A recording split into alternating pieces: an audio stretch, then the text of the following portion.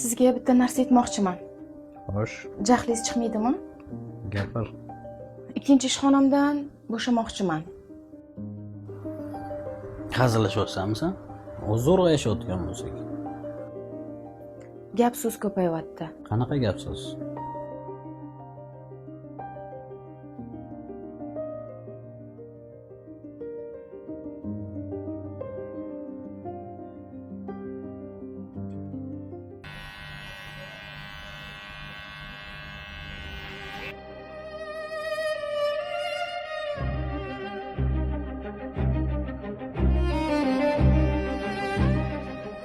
Men qara, senmisan xotinimga gapirgan?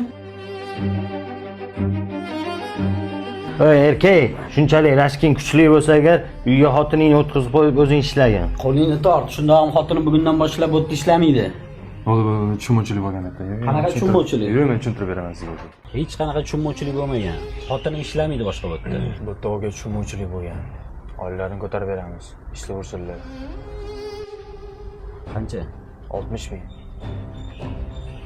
70 ming. 70 ming, 70 ming. Erkakmisan? Erkakman. 5 ol. Bitta sigaretingni ham chekaylik. Erkakmisan deydimi? 20 ming qo'shganimga xotinni sotib o'tiribmiz. Va menga qara, senga kim ruxsat berdi? Ishdan bo'shab olishga. Qo'shimcha ish topish o'rniga ishdan bo'shavyapsan, ha? Naborat ish topish o'rniga, uyga ro'zg'orga yordam berish o'rniga sen ishdan bo'shavyapsanmi? Buga bo'ldi. Navji ruxsat so'gasi javoza bilan maydadan ishlayman, pul topaman. Menga qara, jipriqsan, jim o'tirgan. O'tmay qilsan. Mana nima bo'pti? Xotining ishdan bo'shab kelibdi, kuni bilan uyda o'tirdi. Meni mazam yo'q, oyoq qo'lim qashib, doriga pul yo'q.